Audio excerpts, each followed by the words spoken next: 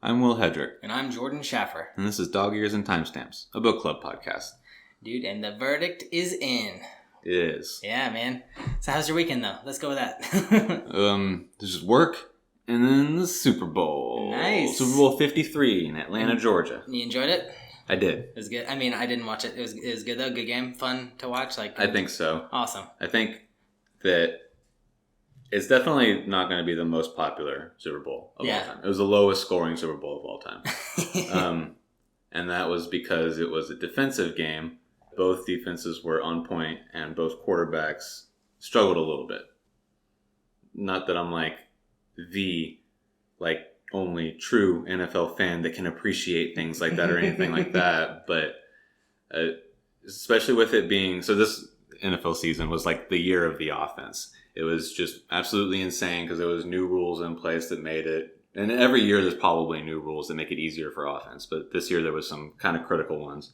And a quarterback throwing for 300 yards was like standard every game. Mm-hmm. A lot of times they would throw for 500 yards. Patrick Mahomes threw 50 touchdowns on the year. Wow. So in a year where it was just all out, constantly, nonstop, mm-hmm. I can see why people would then be like, man, the Super Bowl is really boring, blah, blah, blah. But I think that's just probably not even that many people. For the same reason that halfway through the season, everybody, quote unquote, mm-hmm. was like, oh man, there's too much offense. It's crazy. What happened to defense, blah, blah, blah. Yeah. And it's just because the only people that you hear are the ones that are loud enough to be heard, and that's always the people who have something negative to say. Gotcha, yeah. The vast majority of people that are either just complacent or maybe even happy are just like, I'm fine just not saying anything. But when you're mad, you want everybody to know you're mad. Right. And that's the problem with the internet in general. Mm-hmm. So if there's a lot of people saying that it was really bad, and it wasn't a great Super Bowl either. Okay. I thought it was enjoyable, and I appreciated seeing that defense and strategy still meant as much as they do to the game ultimately. Yeah, no, I mean, I've always thought lower scoring games just meant you had two really good teams, and really good defense and really mm-hmm. good I mean, not necessarily really good offense, but good offense, and really good defense is just always what I thought low scoring games meant. I didn't think it was. And a lot of the time it does. Yeah. Sometimes it's just two really bad teams. Yeah. That certainly does happen. But in this case, it was two really good defenses. The Rams defense has been incredible all season. Of course, they're just an all-star cast. They really spent a lot of money getting those guys. Nice. And the Patriots they're always good. They're the Patriots. Yeah. They've got probably one of the greatest defensive minds as their head coach of all time. So cool. It's just how it was. And of course, the Patriots won. It was 13-3. It's great. How were the commercials? Any good? Nah. No, none. I mean, there was maybe a couple that were funny. There was a really funny Geico one that didn't even play during the Super Bowl. It was playing during pregame coverage throughout the day, and Kenneth and I saw it a couple times. It was really funny. It's a hockey game, and so the guy's like, "You're saving money with Geico. It's easy, blah blah blah. It's as easy as having a walrus as a goalie." Oh. And then there's just a walrus sitting in goal, and then, nice. He blocks a shot by virtue of being a walrus. That's funny. And then the guy who tried to shoot is like, "He's a walrus. It's ridiculous." It's just really funny. And that was on hours before the game. During the game, there was a couple that were funny. Mm-hmm. There was this one that I guess was probably one of the better ones. Some of it was a little over my head, but we're coming up on 100 years of the NFL. Okay. And so to commemorate that, they did this thing where they were acting like they were doing a banquet for it. Mm-hmm. And it had all these previous players and stuff like that. And then someone drops the trophy that's going to be handed out as a football shaped thing or whatever. It falls. And then everybody's like, fumble. And so then they start diving at it. And then they're everybody's just reprising their roles. Peyton Manning and other previous quarterbacks, are throwing the ball to, Randy Moss and other previous receivers and different things like that. So it's just fun. Yeah. And if I knew more of the, older people that were there, because there were some really old people that I didn't recognize, then I probably would have appreciated it more. But from an objective standpoint, it was fairly well shot, and it was cute and funny. Cool. But aside from that, there wasn't really anything that great. Okay, last Super Bowl question. What about the halftime show? What happened? It was Maroon 5. Oh, and don't they do it every year? No. Didn't they do it last year? Somebody did it like 2 years in a row. That was Justin Timberlake last year. Oh, Justin Timberlake's done it a couple times. I don't know. I think Maroon 5's done it a couple times though too. They might have done it once or twice when they were more popular. Yeah. I think more surprising is just like who talks about Maroon 5 anymore? Nobody. And then they were fine. Yeah. I don't usually care for the halftime show unless something outrageous happens. Mm-hmm. Excuse me. Unless something outrageous happens. But in my opinion, the Super Bowl halftime show hasn't been great in a really long time. The last one that I remember thinking was awesome was the last time that Prince did it. Oh, yeah. And that was like Super Bowl 46, Super Bowl 47. I can't remember at this point. Gotcha. But he was badass. Yeah.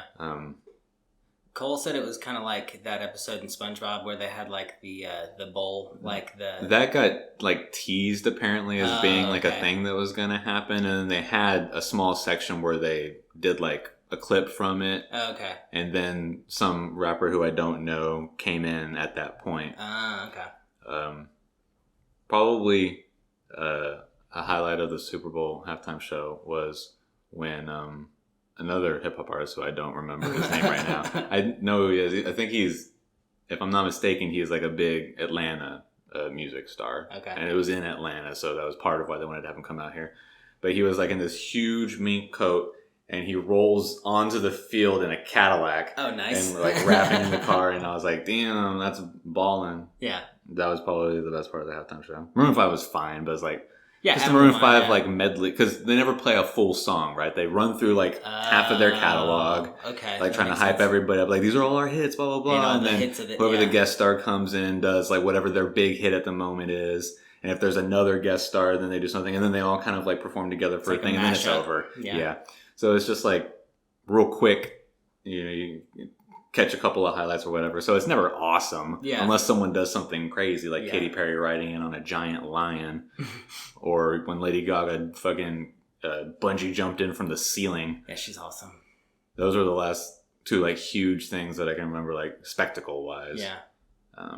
Katy Perry also brought us the revelation of Left Shark, if you remember that meme. I do, yeah. Forgot about it though. No, that wasn't Katy Perry. That was Beyonce. I'm sorry.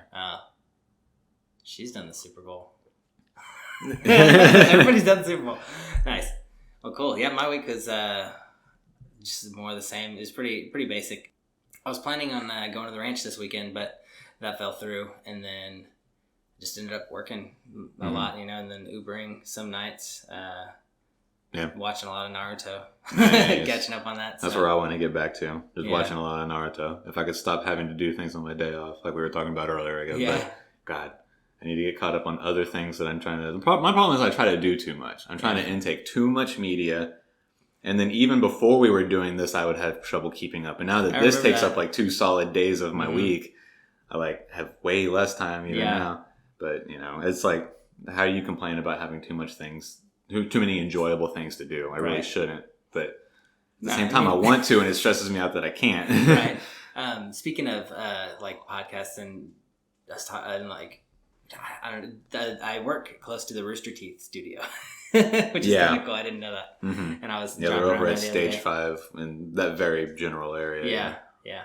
So I thought that was kind of cool because I've also seen those slow-mo guys like do a behind-the-scenes shoot like at that Home Depot where I work. But they're in that shopping area. In Mueller. Mm-hmm. Yeah. But yeah, and then I kind of read it all last week on accident, so I reread it to yesterday and today, and it was just getting the details down. Not a lot happened in the book, I don't think, compared to what happened, in the audio compared to the book. Seemed like there was a little bit more. Yeah, but, when we were talking earlier, there's definitely like a good amount of stuff that's not in the audiobook. How much of it actually matters to the overall thing, I guess, could be an opinion. But there's overall not a whole lot that happened in the written version either. Okay. I mean, so if we just get into it, so it starts off where we left off last week. Arthur had gotten a reply from Anson, the chief constable of Staffordshire, from his second letter, and he says, go ahead and come over for dinner, and we'll talk about whatever you want to talk about. So it starts off him going there.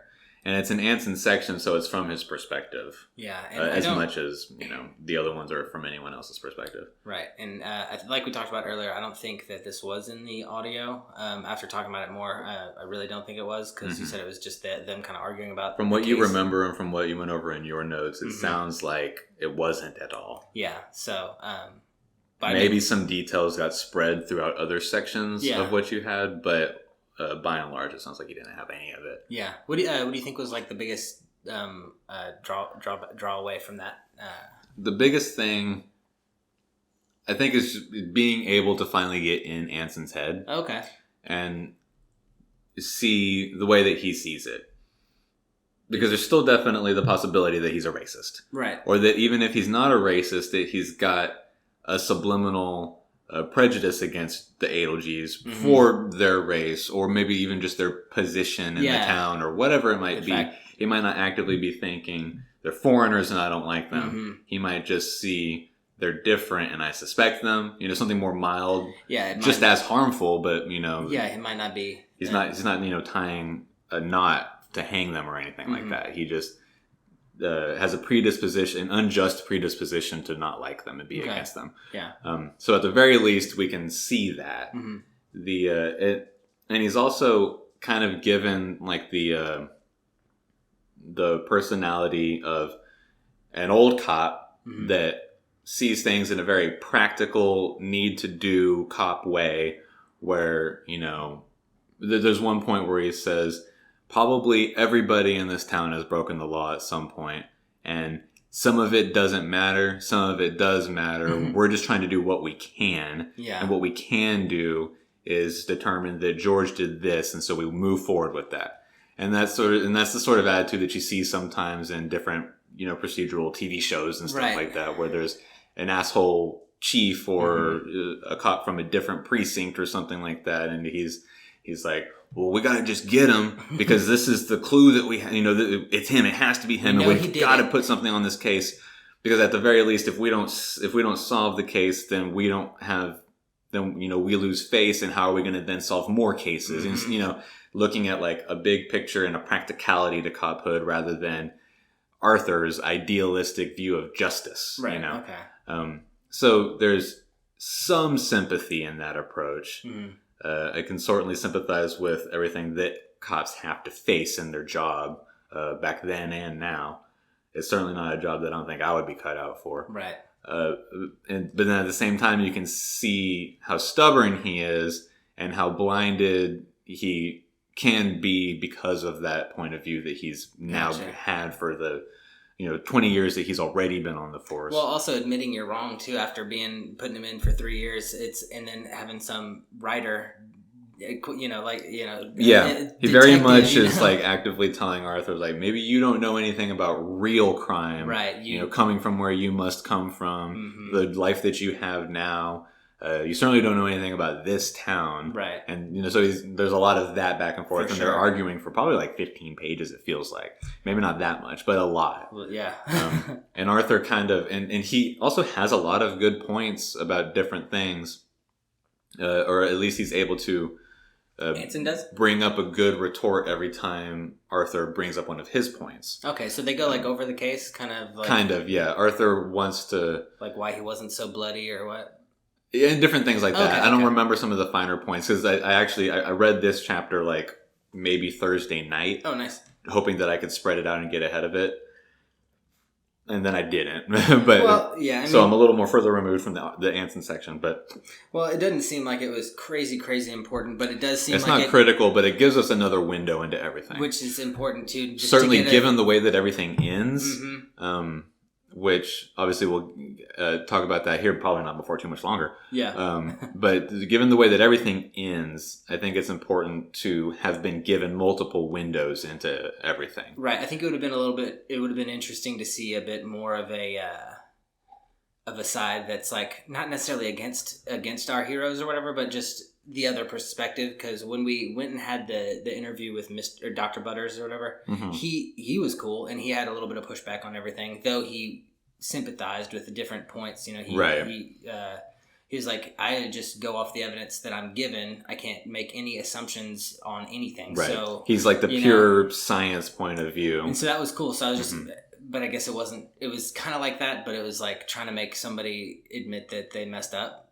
And that's awful. Yeah. Okay. It's kind of hard to see exactly where Arthur is coming from with his different interactions. I think what he wants to do is just gather as much information as he can. Oh, okay. And go with, like, not necessarily even against, but to go up to the people that were involved on the prosecution and get whatever information he can from them, including whatever their opinion is, so that he can then utilize that as part of his report and be like, well, if Captain Anson feels this way about George, then how can we not take that into consideration when looking at this bit of evidence and how it was presented, He's just looking for anything to help George. Yeah. He's looking at several different angles, and he wants to have all the information that he can get. Is the only way that I can see it, right. I guess. Yeah.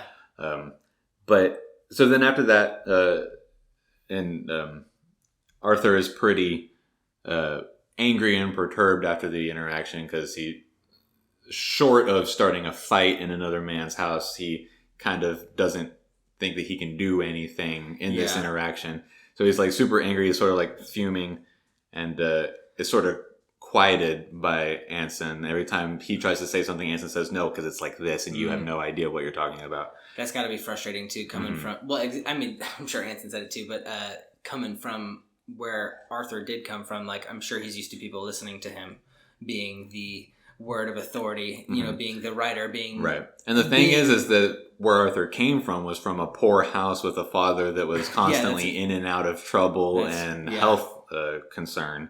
So Arthur came from a rougher upbringing. Right. He didn't grow up on the street, but he lived in a flat with his 6 siblings' mother, and then eventually Waller that came in. Yeah. So it's not like he had everything that he ever wanted. No, but that was really the whole driving force behind him becoming successful, so that he could then provide for everybody the way he wanted to. And that's a good point.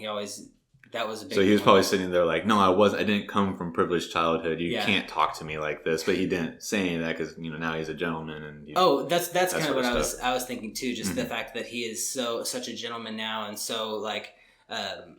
Highly esteemed. Absolutely, from where he is now. Exactly. That's it's not like he has much personal experience with that sort of stuff. I mean, and he's definitely used to people like, oh, this is like Sherlock Holmes's word, or like Sir Arthur Conan Doyle's word. Like, of course, I'm going to take it with some merit, And then when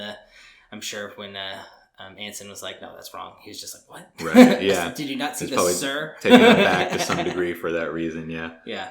So he leaves from there, and on his way back to Undershaw, he stops and talks to Gene, and he's like losing his shit. He's like, the last time I was condescended to in such a way was when I was seeing a patient back in Southsea, where he first started practicing, blah, blah, and it was just some, jerk patient that was convinced he was about to die, and Arthur was like, there's literally nothing wrong with you. And so he's like losing his mind, a little bit. He's like, and it's not even just about like helping George out. It's about making Anson out to be the, stubborn, prejudiced, ignorant person that he is. And Gene has to like cool him off a little bit. Gene seems to be his balance. The rock. And so then at that point is when Arthur goes and publishes his initial report, which is everything that he thinks about George and about the evidence that was in trial and how everything went that has gone so far. And he's not making any accusations yet, which is the second part of his whole, crusade here, is to find who actually did do it and then get them their justice. The first thing he wants to do is have the Home Office re-examine the case. And so he presents all the evidence that he's found so far in 2 articles that get published in the paper. He instructs the paper to title it that it has no copyright, so that other papers can then recirculate it with as much ease as possible. I do remember all that. And it kind of gets the country into a bit of a riot because everybody sees it. Everybody sees all the evidence and the way that things seem to have proceeded so far. And so then letters start coming in like crazy to Arthur. Letters start coming in like crazy everywhere. Mm-hmm. And then there's, like Anson writes a reply for the newspaper saying, this and that, just more of, his point of view, and the absurdity of Sherlock Holmes taking care of things in the real world. And I think even Shaperji Adelji, George's father, writes something in the paper as well as his mother, just like additions to things to, in the conversation that's now happening. Ultimately, the Home Office elects a committee to go over everything that happened in the case and determine something. Yeah. And I can't remember if this is the report that he wrote with some like fire burning under him, because like Anson was just like, all right, yeah, like let's see what Sherlock Holmes can do or whatever. Is this that okay? Yeah, so this is like the first initial one that he's this is the first one that gets published. He's like, I'm gonna give him everything, Yeah. And so he really just like puts it all out there and everything that he has, I guess. Okay, cool. And so right after that he starts to interview people, right? Like he starts to go and investigate a little bit further. And, after that he then begins further investigations, because now that he's done part one of his campaign, he's got part two, which is to find the actual culprit. Right. And he's got more information from Harry Charlesworth, because he's been searching around trying to find more whatever. Harry Charlesworth finds the ironmonger's son, who I can't remember their name right now, Booker or something like that. And his friend had gotten into some sort of altercation with Speck, the weird boy that they were trying to find out who he is and all that sort of stuff. He tracks down Wynne is the friend's name, and they meet with him, and Arthur and Wood and Harry Charlesworth and Wynne are all at some pub, and they're talking about things. Wynne's got some information about things that he remembers about Speck. Speck is like always in trouble in school, and he had at some point been pulled out of school, and that was the last that he knew of him. Except that a few years later, he heard that he had gone out to sea, and so Arthur's like, "That's him." We already talked about this, and then like with the dates that they were able to like kind of piece together, it fit the timeline of when the harassment stopped after he said they might send me out to sea. Yeah. And then maybe whenever he came back, Wynne doesn't know whenever he came back, if he came back. Right. But if he was only gone for a couple of years, then whatever. And then they get what Speck's name is, which is Royce Sharp. Yeah, Royden Sharp? Royden Sharp. Yeah. I was thinking of Royce from Salem's Lot. But yes, Royden Sharp, and who has a brother who was in Harry and George's grade, Wally Sharp. Yeah. Who we get mentioned in the beginning whenever George first goes to school. It's just the name of one of the kids fucking around. Oh yeah, wasn't he kind of being a dick to him, Sir Wallace Sharp? He was kind of a jerk to him. Yeah, I remember that now. That's why it mattered. Literally, right? Just like the littlest amount of foreshadowing. A little bit. Yeah, but. And that they were, I don't remember how they get the next bit of information, but they find out that Wally and Royden were wards of the Great Dorexes. Yeah. So they're like, oh my God, this is all like coming together. Yeah. And at this point, I'm thinking that it's Royden, Wally, and William Greatorex that are writing the letters, because Arthur thinks that there's three people. Yeah. It would make sense for Wally and Royden to be like the instigators, and since they're living there, that maybe now William Greatorex is getting like sucked into a little bit. After a little bit of more thought, I realized that the age difference between the two parties would be too great for it to really happen. Okay. But so then they go to the Greatorexes to talk with them. Yeah. Did you have a lot of that interaction? I mean, I guess... Yeah, I had that. Because that's pretty critical. I was going to say, I had a lot of that interaction. It'd be weird if they cut that out. Yeah, that's when we learned, like, what the murder weapon probably most likely is, almost definitely is. And then we also learn that the Greatorix is in the audio. They said Greater X, and I was like, "What is that?" So I literally on my notes I wrote Greater and then an X because I was like, I don't know how to spell that name, but I like how you pronounce it better. The Greatorix. I just pronounced it Greatorix. It sounds a little Roman, I like and so I'm kind of just going with that. I like that. Yeah. So they it just goes over like their interaction with them. It seems like the Sharps' father was a farmhand for them, and also a tenant just on their land. And he died at some point and asked Mr. Greatorix if he would become their ward. And so he does, blah, blah, blah. And we get to learn a little bit more about their specific character. That Royden is like an absolute wild child. Yeah, he like sets shit on fire, and he's getting in trouble. He doesn't listen to anything. And his older brother Wally is just like a total weirdo. Like, he didn't cause a whole lot of trouble, but he was weird, just really weird. I don't remember some of the explanation given as to why he was weird, but like the impression that I came away with was that he would like just say very peculiar things. Maybe was just of a strange mind. Something that you might like. The one interaction we had with him was a little like that too. He just was a jerk to George for no reason. Yeah. The impression that I sort of got, and maybe I imprinted some of it on my own because I was already in the 3-author thing. Like, yes, we're right, we're getting there. Yeah. Was that I figured that Royden might have been the one that was vulgar for vulgar's sake, or even the outright insane religious one. Okay. And then Wally was the one that signed Satan God. Oh, okay. And God Satan, where he was like a lunatic but more coherent, sort of like a sociopath. Right. That was the impression that I was putting on to him, I think. That's a good good guess.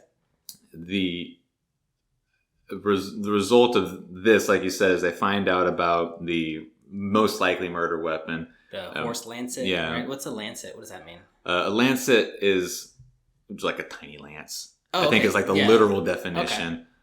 It can be taken into other things. Lancet, but Mrs. Greatorix kind of catches on to what Arthur is doing, asking about the Sharps. And she says, "You think that Royce did it, didn't you?" And Arthur's like, all the evidence is piling up. Yeah. And she says, "Well, then I need to tell you what I know," which is something she had never told anybody before, even her husband. That there was one time she was just strolling by the house that the Sharps take on their land, and stopped by to talk with Royden about this and that, blah, blah. And he said they were talking about the horse slaughterings because that was the thing that was happening. It's all anybody was talking about. And all of a sudden, Royden goes to his cupboard and comes back with a thing and says, "This is what they use to kill the animals." Yeah. And then she was like, "Whoa, put that away. You need to put that away. Why would you start doing this sort of thing? Do you want them to suspect you?" And then Arthur asks her if she could draw it.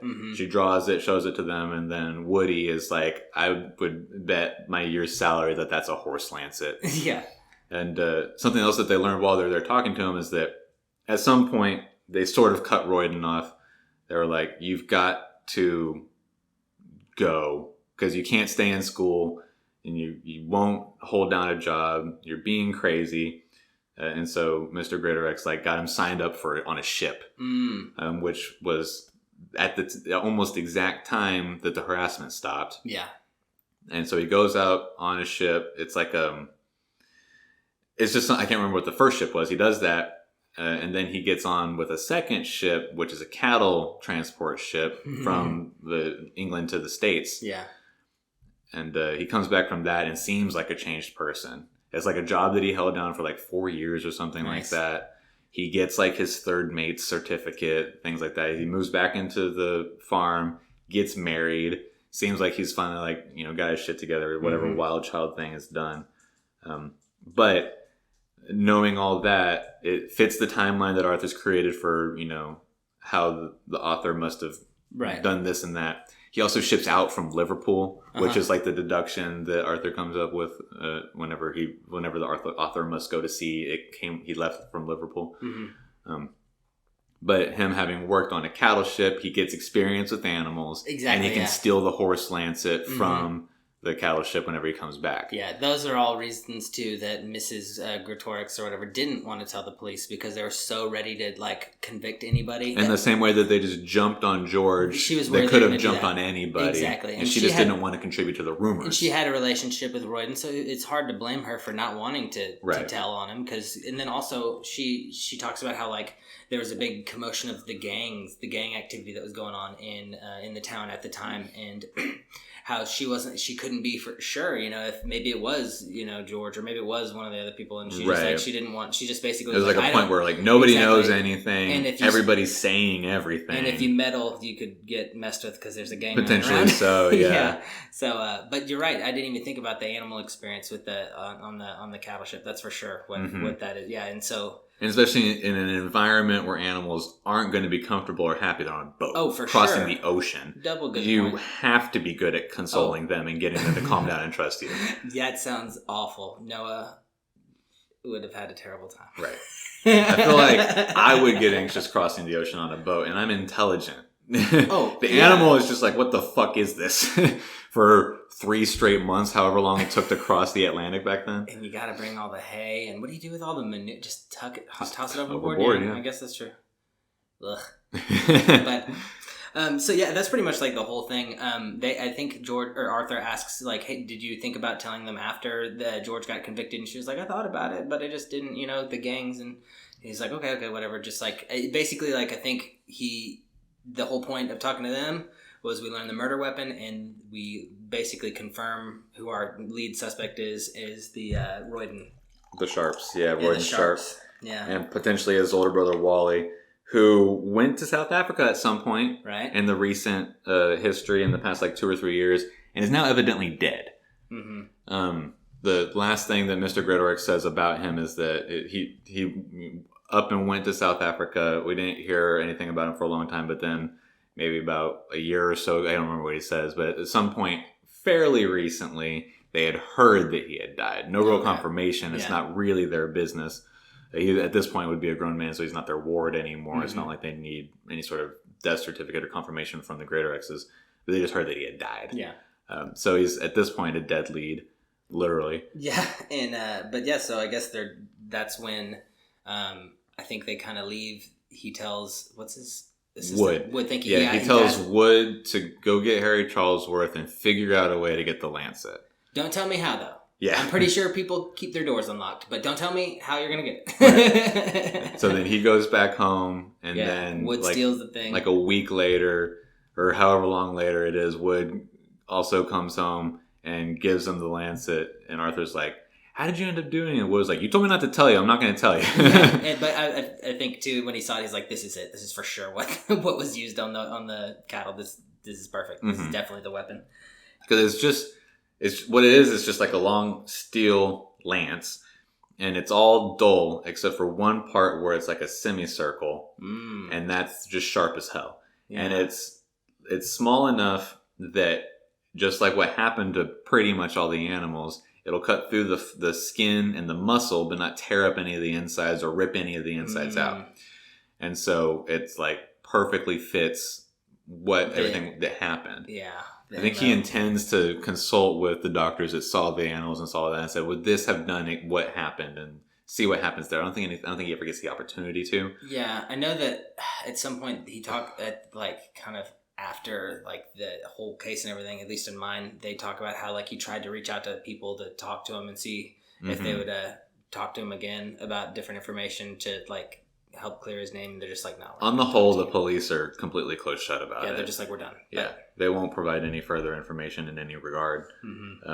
There's at this point he goes ahead and publishes what he now thinks about the Sharps, and that they would be worthy candidates, worth inspecting for sure, and seeing if they're the ones who did it. There was also like a rumor that someone fitting Royden's description assaulted like a mother and her daughter. I think just one night there. Yeah, I don't think there was. From what it nothing sounded, ended up it didn't happening sound like there was rape or because like he grabbed like the woman and they started screaming, and so then they like chickened out and ran away or whatever. Yeah, and the police didn't follow up with that, so it was just nothing ever happened of it. But it fit his description of Royden Sharp. He just to me this is dumb, but I turn all the villains in all these books into freaking Kruper Vandemar. Yeah. Literally, I just turned him into a giant bald dude. And was one of them bald? I think Krupp was bald. Vandemar, I think, had hair. Doesn't matter. I kind of fused them. they're like one giant gargoyle monster. I think it was Vandemar that was bald. Okay, then okay. Or wait, which one was like the leader? That was Vandemar, Krupp. Right? Or no, it was Krupp. You're right. Because Krupp has orange hair. I think was his description. Okay. Whatever. Vandemar, doesn't matter. Yeah, different book. Yeah, and then as far as I know, it goes straight to an Arthur and George section, and it tells you the verdict. Is that what it goes for you? Pretty much, okay. Yeah. There's a couple of little things in between. I think like Arthur and George meet up again and discuss how everything has been progressing so far. But that's just an interaction. Nothing, critical to the story really happens. Yeah. So much, in fact, that I really don't remember a whole lot of the details. Yeah, I think George is like concerned with the way that it's going because he still more than anything just wants to have his simple life back. Right. He doesn't want too much more than that. It definitely seems probably too good to be true. Also having this famous guy coming to investigate, right. And then all these pieces of evidence that he's claiming are going to be like, this will, absolve you of all these things because you're blind and you couldn't have done these things. And he's just like, it didn't work last time, so I could see him having like not much faith in the system or Arthur or just the whole deal. And so the Home Office committee publishes their statement. Mm-hmm. They publish it on a Friday afternoon of a holiday weekend, which is what governments do when they have to say something that reflects poorly on them. They don't want to hear anything back. Yeah. And then it's also like the perfect timing for it to just not matter. Right. Because everybody's on holiday. Yeah, you're on holiday. You don't necessarily care about grabbing the paper. Especially because this case was over like 3 months ago or 3 years ago or whatever. So it's like, why is this back? Right. And the country was in a bit of a fervor because of Arthur's publishing and all that sort of stuff. But they waited long enough for it to die down just enough so that they could publish it at an opportune time to just try and whitewash it as much as possible. Right. What the verdict comes is several things. They go over all the points that Arthur brings up without directly mentioning Arthur. Mm-hmm. And really what ends up being the points of the case.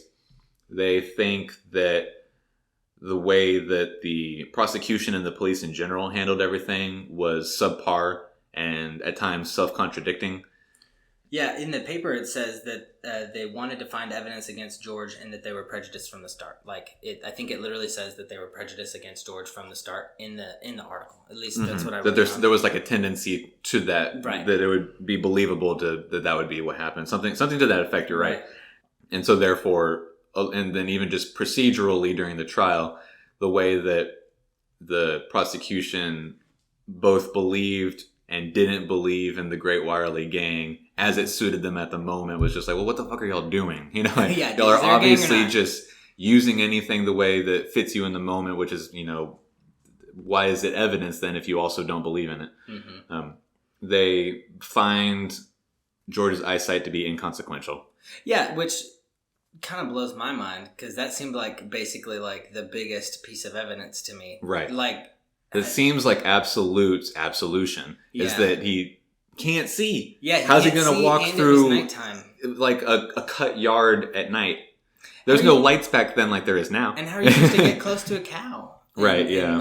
And I mean, maybe you could use that as an argument for like that's why he didn't gut him even better. Like maybe he was too far away because he was blind. But like that's so dumb because he got back in under half an hour, I think. And the challenge, that's the supposed window. Yeah, the challenge was like I doubt anyone could do it with his glasses on in an hour. Right. And y'all know the route, so it's like I don't think y'all could do it. Right. But so that was just kind of weird to me. But they of course they don't want to accept freaking Sherlock Holmes as evidence. They're just like he's just a. They certainly can't publicly say that they did. It's just a storybook detective, and how is he better than us? And there was a couple of other little points here and there. Ultimately, what it comes down to is they believe that George is innocent of the crimes. They still think he wrote the letters. But they think that he wrote the letters. Yeah, they thought he was just being kind of they call him a malicious and confused personality or something like that. That sounds like exactly what they call him. And that he was using this opportunity to make the police's already difficult work more difficult. God, they just write him out to look like a prick. Yeah. And Arthur ends up calling it, I think you took down almost the exact quote. He says that it's the most English the great solution. British solution. Oh, yeah. Something terrible has happened, and it's no one's fault. Nobody did anything wrong. Yeah. So he's innocent of the crime, but because we believe he wrote the letters, it was not necessarily wrong for him to have been initially convicted, and certainly not to have... Yeah, he brought the trouble on himself. So let's all just move on. Yeah, so I think the last two sentences in it was he's been given a free pardon, and then the last sentence was, I guess, by who's the captain or whatever again? Who wrote this statement? The committee of the Home Office. So I guess this is from the committee. This is what they said. But I have also come to the conclusion that the case is not one that any gram of compensation can be given. So it's like innocent, but he's still deserved it because he was meddling in the crime, so we're not going to pay him back. Yeah. So we didn't do anything wrong. Yeah. And they didn't even say, we think that George wrote the letters. It's not like, it's not absolutely implicit that that's what they say. They say, at this time, we cannot bring ourselves to disagree with the jury's verdict that George wrote the letters. So it's just like the most like spineless way of saying it. You know? Yeah, it's like, I'm not saying it, but... Which is all just, very political and, government stuff. The language being used is, typical of the way that a lot of complicated things are written very complicatedly. Yeah. As far as my story, right after that, the verdict was done. It just sort of wrapped it all up in a nice little bun of like,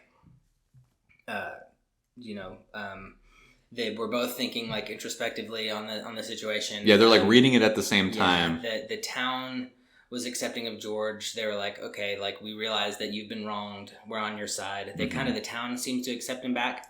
But he doesn't. The history books, doesn't like live he's in written. The town.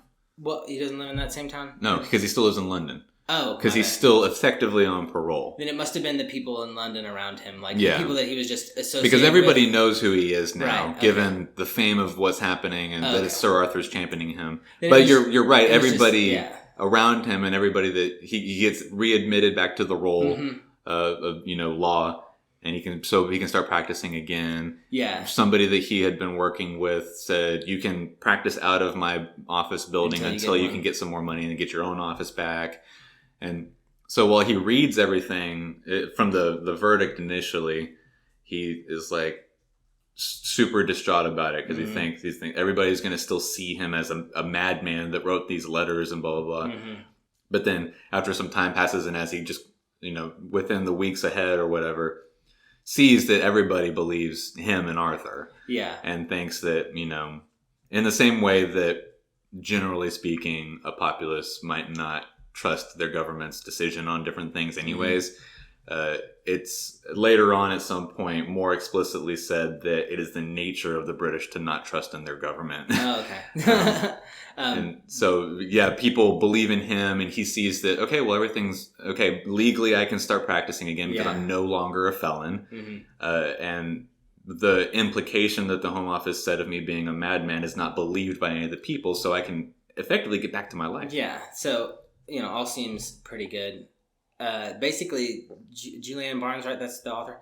She tied it up in a little bun, at least for the audio book. That was just basically only time will tell if the story, like if the history books will change, because in history he's written as innocent and guilty, but we all know the true story. Let's just see if what's recorded and what we remember in the future. It's kind of just sort of like look into the future, remember. It's like a stylistic way of ending it. And but I kind of liked your ending a little better. So there's a lot more that happens. Yeah. So Arthur and Jean get married. Oh, right. Nice. And Arthur is sort of livid at the Home Office's, conclusion. Yeah. He wants to continue on doing stuff, and he evidently does, but nothing really changes.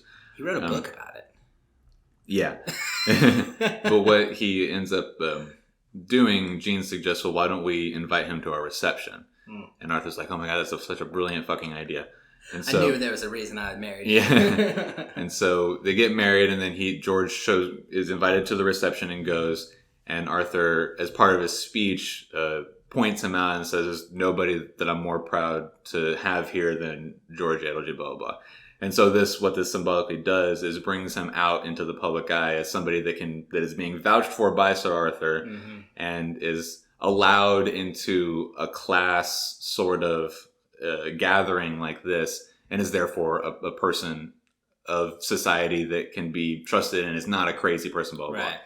So it's Arthur's way of circumventing the Home Office's decision to say that he's still a crazy person. And everybody at the party, there's like members of parliament that are there because he's a huge famous person. Yeah. It's his wedding. It's a big deal. They're all like talking to George, and everybody's like, more or less, we're on your side, blah, blah. Or even just talking to him normally, like he's just a normal person. And that's part of the reinforcement that George gets, like, okay, everything's going to be okay. Yeah. There's a point where Jean comes up to him and thanks him because of George in a way that he'll never understand, that they were even able to get married to begin with. Yeah, and George is like, what the fuck does that mean? And then she disappears to continue mingling with other guests. That's cool. We kind of know that he gave her Arthur back, He relit the passion that's what it and fire. Is, because he lost his wife, his first love, I guess, and then he found Jean, but then after losing her and then reigniting the passion for mystery, and then Jean just threw herself full force into loving Arthur and supporting him 100%. They just sound kind of cool, honestly. Like, I know their relationship started a little They must have been like one of like the original power couples. Oh, they sound like in the same way that like everybody Bonnie and Clyde loves different. That's a different kind of power couple. But like how people, what are like some big power couples today? Oh, today? Well, there used to be a couple. I feel like the celebrity power couples, but I think people were really into Brad and Angelina for a long time. They were, Brangelina. And Beyonce and Jay-Z. Nice. Oh, dude, for sure. Yeah, they're one. Probably Kim Kardashian and freaking Kanye West are a power couple, I bet. For all the wrong reasons. They're both such awful people. Like Beyonce and Jay-Z, I can get behind. Beyonce and Jay-Z just Brad Pitt and Angelina Jolie, I can get behind. Yeah. They're not together anymore. Beyonce and Jay-Z still are. Bought a bunch of kids together, though. Even though Beyonce wrote a whole album about Jay-Z cheating. Dang. That's what Lemonade's all about. Remember when that was a big deal? Like a year and a half, 2 years ago? Probably. I don't remember the song. It was I don't really actually know the song either, but that's what that was about. I'm sure if we heard it, we'd be like, oh yeah. And then, but yeah, Kim Kardashian and Kanye West. Kanye West is an actual real life lunatic. He's going to be on Rogan. Oh my God. He confirmed an interview on the first. It's not relevant to our story, but I might listen to that just to see what madness comes out of him. Especially because Rogan wouldn't let him do it unless it was live, Right. So like it's going to be a live interaction between Rogan and Kanye, and that would be so funny because I'm sure they'd probably smoke or do something together silly. Dude, Kanye needs actual mental asylum. Kim Kardashian is just like a self-absorbed like product of American consumerism and live TV culture. So that's not necessarily her fault. Now that she's an adult, she should be able to fix herself, or at least start like going on the more correct path to being a well-adjusted human. But she's definitely a product of modern America. Yeah, I feel like now that she's probably stepping out of the limelight, a little bit more. And now that she's a mother, maybe they're mellowing out. But Kanye West is like I said, he's an actual lunatic. Yeah, I mean, it's hard to. He's around those girls, and they've done so much to stay so relevant for so long. He was getting that way even before he got with Kim, that's though. A good point. Yeah. Some of his not original, but like first and old music is really good, and he has moments of genius, I think, in his music. And then like some of his later stuff is like, dude, you are like falling into some sort of weird void inside of your own mind. I feel like he gets himself amped up by staring into a mirror and listening to his own music. Yeah, I think Aziz talks about that when he met Kanye, like how he went into his house and he was like listening to his own music. That's so weird. He's like, that'd be like if I was sitting around with all my friends and I invited you over and I was watching one of my stand-up albums and we were like, that's so funny. That's so weird.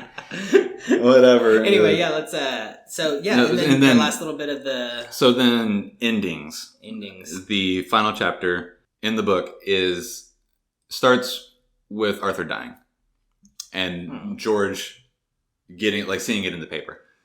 God, what a weird... Right. It's like 25 years later. I think it's like 23 years, but it's like 25 quarter century later. George and Maud live together in London, which was something that was decided like right after George gets freed. Right? Yeah. Okay, that's what I thought. Pretty much right after George is no longer on license. He's, a free man and can live on his own and doesn't have to report to Scotland Yard and that sort of stuff. It gets decided that Maud should leave the vicarage and go stay with George, and they can help take care of each other and that sort of stuff. And so now this is, 25 years later into this arrangement, and she, hands him the paper one morning, and he sees that Arthur Conan Doyle is dead. And then it kind of goes into a reflection on George's part where he thinks about things that have happened in the last 25 years, how they corresponded a couple of times, mostly or primarily whenever George's father dies. And then a second time whenever George hears that Arthur's first son Kingsley dies in the war, World War One. And then, Arthur writes back and talks about all these other people that died, like, I think like Lottie's husband, Jean's brother, a couple of other people, because it's World War One, people were getting drafted, and so a lot of people were there, and like everybody died in World War One. Yeah. God, that's crazy. And so it's and so they talk about that sort of thing, and then that was the last time that they talked, and we get some more information on how Arthur continued to be like a campaigner for justice and reform and different things like that, and so Jean is going to have this mass seance thing because Arthur manages at some point in their marriage gets Jean converted to Spiritism. Yeah, and didn't you say there was like a whole section in yours on last week of that where Arthur and Jean talk about There's a short section, That's cool. Jean wants to confront him about it a little bit and get more details from him because they've never outright talked about it up until that point. Is that like his religion, right? Like, yeah. Okay, and what does that mean? Like, it's like a modern view of Christianity. Okay. It's like I guess it's a way of saying that it's not like one religion against another religion, like so many of the classic religions are. It's everybody's probably right to whatever degree, right? And this is the way that we can see it. It's like a more sciencey version of Christianity. I like that. I really would have enjoyed those sections. I think then. And I think this last section it's a little bit interesting at the very least. I remember you saying it was a little hokey in this last section, just because it was the ending of a book trying to be like cute and bright. Maybe to some degree that's what it is, but I mean, it seems it was a thing that happened, right? Definitely the seance and stuff. Yeah. So what they do is they are going to put on an exhibition at the Royal Albert Hall, and Jean would like 6,000 people to attend. Maud convinces George that he should go. She says something like, he called you his friend, you should go and use this as an opportunity to say bye. So George says, yeah, okay. That sounds good. He goes to Bruins win 3-1. Nice. He goes to the seance, and there's like 10,000 people there. she hit her number. Jean's awesome. They bring out a medium, someone who is evidently Arthur's favorite medium in the past, 10, 15 years, whatever. And she's channeling spirits. She's talking to a few different spirits, blah, blah, blah. And they're, calling out people in the crowd. And George is like sort of analyzing it in the way that he analyzes everything. It's like, it would be so easy for this to be, hoaxy. And this is how it would be like a hoax. Or maybe it's also this way that it's a hoax, blah, blah, blah. But he wants to respect it because it's something that Arthur truly believed in. And then at one point she's talking to a spirit, and it's the way that you sort of see depicted in different shows and stuff like that, where she's like, he's a man who's of average height and bald, his name starts with an S. It's called, just like kind of fishing and putting things together until you get like a generalized idea of a person that could potentially be anybody, really. Yeah. But it's like nailing down specifics about George's father. And so he's getting like more and more worried. He's like, oh my God, is this actually happening? Is my father going to like talk to me right now? And he's like getting scared because and this and that. But then it ends up being somebody else. And so George is like, okay, he doesn't really know what to think. Yeah, he's totally like, he's a little baffled and unsure of what to do. Yeah. And then at some point, the medium evidently ends up being able to speak with Arthur.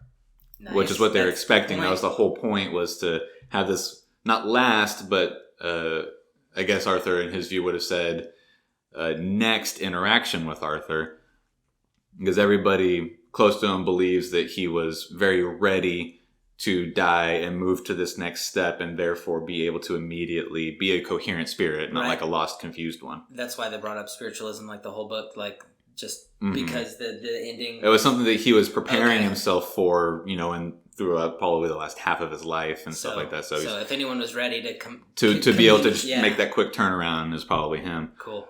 So he's evidently talking to the medium, and he has like some short conversation with his family that you don't really get to hear because the organ starts playing.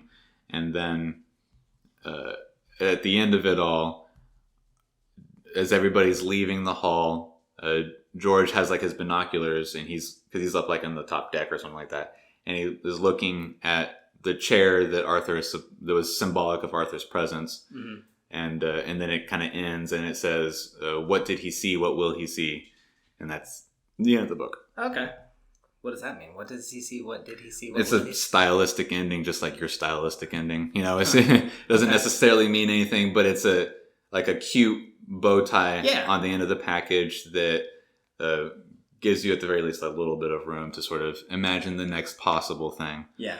Well, cool, man. So I like your ending. I like the spiritualism ending, and I wish that the audio had a little bit more of it, but I see how it's not necessarily relevant to this story.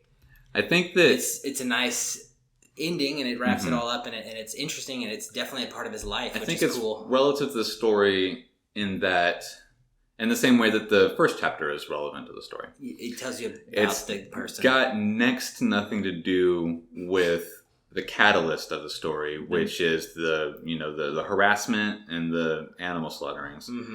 But after having read it all and trying to take as much time as I can to think about it all, it's not a mystery. Right. It's a story about three things. It's a story about George's life, it's a story about Arthur's life, and it's a story about their life together. Right. And that's why it's titled Arthur and George. Yeah. It's exactly what it's about. It never had any other pretense. We just didn't know that going in. Yeah, and we were able to find some mystery element to it. So like you said earlier when we were talking about, and there's definitely still something to be discovered. Right. At the end of it, there's also an author's note in at the end of all of it. At some point, somebody came forward and said that they wrote all the letters, and it's somebody totally different. It's some random person, which who knows if it's true. Right. Maybe they were just trying to claim some bit of fame towards while they were middle aged and having some middle age crisis, and or maybe they wrote some of the letters, and maybe because everything fits too well to not suspect the Sharps to some degree for writing the letters. There was never any further investigation into who actually killed the animals, even though the Home Office said that it's not George anymore. So there's no criminal in that crime now, or no officially recognized criminal. Yeah, they just dropped it. Yeah, we're not going back into it. We don't care. So we're still able to sort of theorize on things and figure out, or try to, at least for fun or our own edification, to say, well, it must be Roy, and we can continue to look at these things because it never was actually solved. But at the same time, it's not a mystery.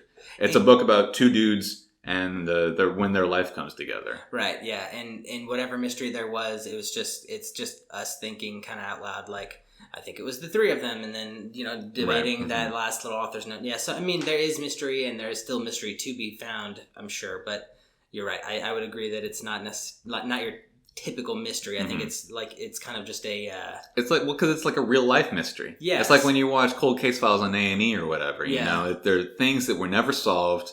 The show does a nice job of presenting all this evidence in dramatic fashion, and, you know, some 65-year-old detective has been obsessed with the case ever since he retired from the force and blah, blah, and all that sort of stuff. I love those guys. And so you can,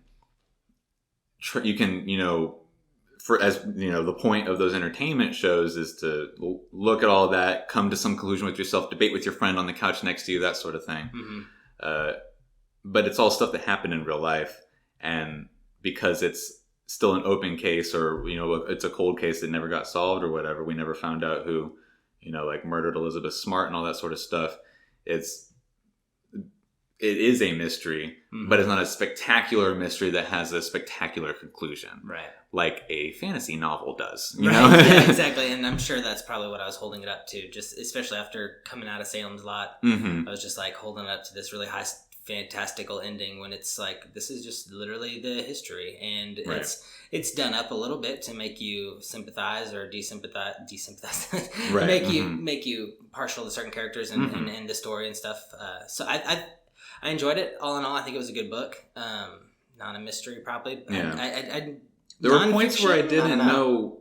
It is a nonfiction. Nonfiction. In the author's note, there's also a point where she makes sure to say that everything written and quoted in the book is 100% accurate and taken from newspaper articles at the time, personal statements and things like that, minus the letter that Jean writes to Arthur whenever she sort of resolves that she's going to be like the devoted wife who does this and that or whatever. And that's just because we don't see what's in that letter. So there was nothing that she could quote because, you know, whatever. Yeah. So everything in it is as factually accurate as can be. Yeah. I'm sure some of the introspective things were, you know, just what was guessed is probably what might have been taken from like a personal diary at some point, or, you know, it could very well have been thoughts they had. Like that. Exactly. I definitely was. There was at points during reading this through the past, 6 weeks that I wasn't sure how I felt about the book here and there, or I was, trying to get some sort of opinion on it as a whole, and then getting to the end of it and thinking about it as a whole, I feel like I can see what it is, which we already said. It's a book about two people, not necessarily a mystery. And so now fully understanding what it is and what its intention was and how it completed that, I do like the book. Yeah, exactly. I think I gave it a little bit of a hard time because I was expecting just a mystery, and but exactly after reading it all, knowing what they're going for, she did a good job. Yeah. She set out to tell this story of two people, and she did it. What would you classify it as, this book? It's a nonfiction... Historical nonfiction, or like maybe a nonfiction law? I don't know. I don't know. Yeah. It's got some subset of nonfiction that, I am not read enough to know. If this is the bar for nonfiction, though, I would read another one. That's basically what I'm trying to say. Like, it was enjoyable. It's a nonfiction that's entertaining, unlike reading the encyclopedia. Exactly, like reading the history book, literally. Because it's a personable story. It's a story, we've already said it like 5 times in the last 2 seconds, but it's a story about people and real people are relatable. Exactly. Just on the whole, we want, as people, we want to relate to people. And we got the imperfect side of Arthur, the imperfect side of George, and then the good side of both of them. It was very real, very humanizing of both of them. It didn't make either of them out to be more than what they were. It made them both just very approachable characters that you can relate to. It was good. As opposed to just reading like a history book and just seeing, numbers of dead. This is the person who led that army, and things like that. If this is a history book, it would have been done in a page. Yeah. It would have just been like, here's what happened in the case. Sir Arthur Conan Doyle got involved. He wrote Sherlock Holmes in parentheses. Right. Yeah. and then it just would have been like, it ended up coming to the conclusion that that we came to. But cool. So end of the book is good. How do you want to move forward? What should we do for our next novel? Well, so we've got a handful of books that we're considering for next week. Oh, yeah. For starters, we're looking back to the beginning And we're looking at Warbreaker. Back to Warbreaker. Brandon Sanderson. Quick refresh. Telir, capital of Hallandren, is a colorful city by the sea where gaily dressed crowds bustle through sunny streets and worship heroes who have been reborn as gods. Ruled by the silent, mysterious god king, the pantheon is nourished by offering of breath, the life force that keeps them alive and youthful. So this is all about the breath. If you remember what we talked about a long time ago. Yeah. But the breath seems to be like their magic in this world. Seems to be their magic and their resource. Exactly. So it seems like a real interesting book, like a whole new world with a whole bunch of new rules and like magic, and it's got its own rules of magic that are specific to a universe are always really interesting. Yeah, definitely. So that was one of the main draws to me for Aragon. Exactly, yeah. And that was a real good sell for that book. I thought they did a great job explaining like magic. So I think this one would be very interesting to dive into. If not next time, just eventually, maybe we'll just read it on our own on the side and have an episode where we're like, hey, sorry we didn't give you the time. We'll just, because this is a long one. It's 676 pages. In that paperback there? In this paperback right here. That's a decent amount. Yeah, it's a lot. It's at least 6 episodes, 100 pages a week, which is a lot. So, definitely something to consider. Yeah, definitely. So, I am into this book. I like this one. Sad it keeps getting pushed to the back burner. Might happen again, unfortunately. Right. But still, I really am. At some point, if it keeps getting pushed back, it'll just become a joke, and then we'll have to never read it. It'll be a running joke for the podcast where we never actually read Warbreaker. That'd be sad too. It's the New York Times bestseller too, so it's like it's probably good. It seems like it's got to be good. It is, and I am interested in it, and I would like to read it at some point. Even if it doesn't win out tonight, it'll get read at some point for sure. Definitely. Or it'll be the joke. Worst case scenario, it takes us a year to get it, and then we purposely make ourselves do it as the annual.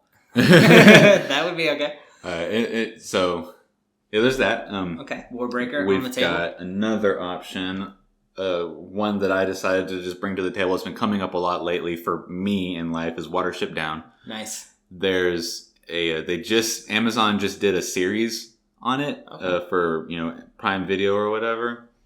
I haven't watched it because I don't have Amazon Prime, but it's sort of back in the zeitgeist. And it's a book that I really liked when I was a kid. When I was younger, it was one of the several books that my mom recommended to me at the time. What it's about is about rabbits. Yeah. That's all it is, really. Is that the first one in Redwall, right? No, this is a totally separate thing. Oh, okay, I don't know what I was thinking. Where the Redwall animals are sort of personified in a way. Mm-hmm. The rabbits in Watership Down are rabbits. Oh, cool. Okay. And they live in... Their warren is in the specific spot, but then there's going to be like construction or something, and they get run out. And so then it's their journey to find a new home and the things that happen on that journey. Okay. And then what happens when they get to their new home. Cool. Because more continues to happen at that point. Nice. I like it. It's really engaging. I think it's really fun. The different characters, the rabbits, they all have very individualized personalities and stuff like that. I think a pretty classic favorite for a lot of people is Hazel is one of the rabbits. At the very least, it's one that gets referenced a lot. Nice. And you've read this one, right? Yes, in the past. Cool. It's been a long time since I've read it at this point. So it'd be cool to bring back. Yeah, it would be interesting to get back into it. Awesome. There's another one that we've got that is more recent. Mm-hmm. It was a book that was published just this past year in 2018 called Kirke, which is about the Greek goddess of the same name. Yeah, the goddess of like magic, right? Mm-hmm. Magic and sorcery, witchcraft, necromancy, things of that nature. Cool. She's... Anyone that's read the Odyssey is familiar with her. She lives on the island that Odysseus shipwrecks on and spends several years at. Okay. Before leaving and continuing the Odyssey. Mm-hmm. But this is a story about her and her life, and who knows exactly how far it goes. But she becomes the hero of this, where she was a pretty strong villain in the Odyssey. Cool, yeah. And this author, I think it's a female, she wrote another book called something Achilles. Song of Achilles, I think you said it was. Yeah. And so she like specializes. It seems Greek like mythology is evidently her realm, which is cool. There was a time when I was in junior high that I was really into Greek mythology, and I tried to learn everything that I could. I used to be able to tell the entire story of Zeus. And so this is really interesting to me. I would definitely read this on my own, regardless, probably. Yeah. Those are the options that we sort of brought to the table. Yeah. I know where I'm kind of leaning, but how do you want to pick it out? I don't really know. They're all fantasy novels. Mm-hmm. So I think without even trying, we're bringing ourselves back to fantasy for this one. Oh, I kind of did that on purpose. Oh, yeah? I knew, like, when we were trying to pick books for the week, and I realized, like, all the ones I was gravitating towards naturally were fantasy. So I was like, whatever, I'll just let it bring back to fantasy. And if we want to start hopping genres again, we'll hop genres. We'll go back to mystery or something, who knows? And I was trying to think of another, like a Stephen King book, because I'm such a big King fan, and I wanted to do another one, but we can always wait. But yeah, so I like these choices. I think they're really good, and it'll get us back into our forte, which is fantasy. Right? Yeah, like you said, it's definitely our forte. All right. Well, I'll just say what I'm leaning towards. I like the Kirke. However, Kirke. We looked it up, and that's about as close as we can get to pronouncing it correctly. Yeah. I think it sounds really cool. It's not a historical fiction or whatever, but it is about Greek mythology, and I'm sure some of it is true. Some of it's probably Greek mythology is like the original storytelling. Yeah, more or less. There's obviously other mythologies out there. There's Norse mythology. There's Native American stories. There's different Asian mythologies, and so that it's not the original. But as far as Western culture is concerned, it's the most popular one. Yeah. So I think that there's always something very enjoyable to be had there. There's a lot. It certainly influences, even very directly, a lot of stories that get told. Definitely. There's always reimaginings of the old stories. Mm-hmm. There's always a new telling of it. We'll get Brad Pitt to be a warrior, that sort of stuff. Yeah, for sure. So I think that it's kind of a universal enjoyment, more than as much as I like Watership Down rabbits. Yeah.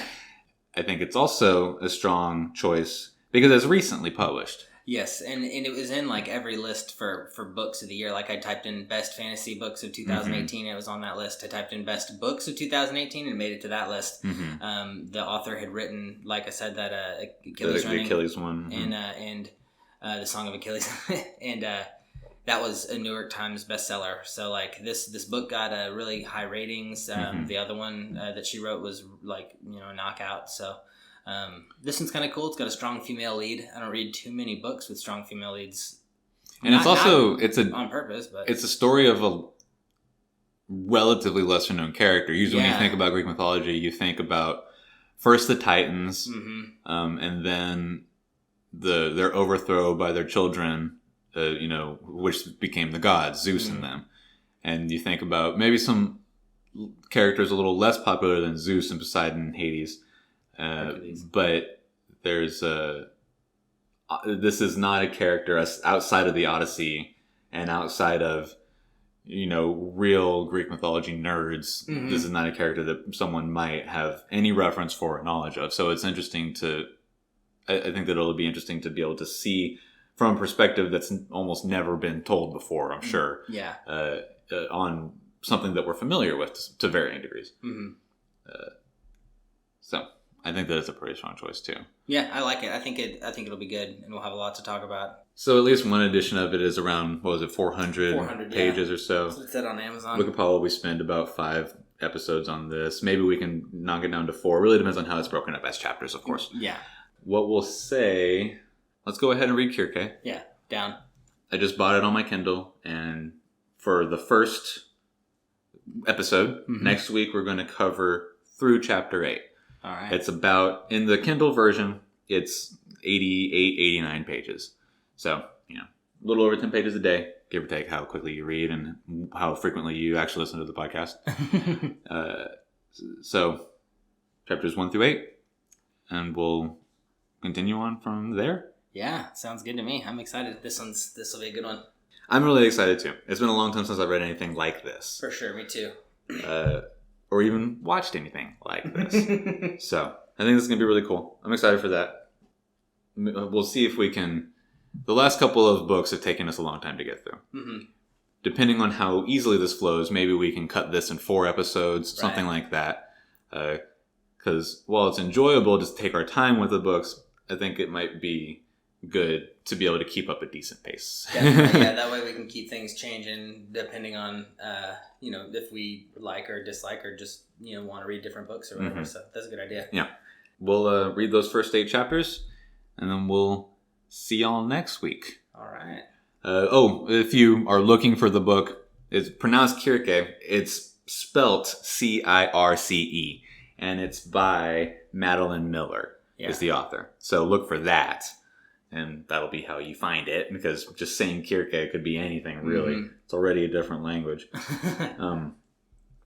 We'll talk to y'all next week. I'm Will Hedrick. I'm Jordan Schaffer. And this is Dog Ears and Timestamps. Go Pats. Pats are a dynasty. Bill Belichick's the greatest coach of all time.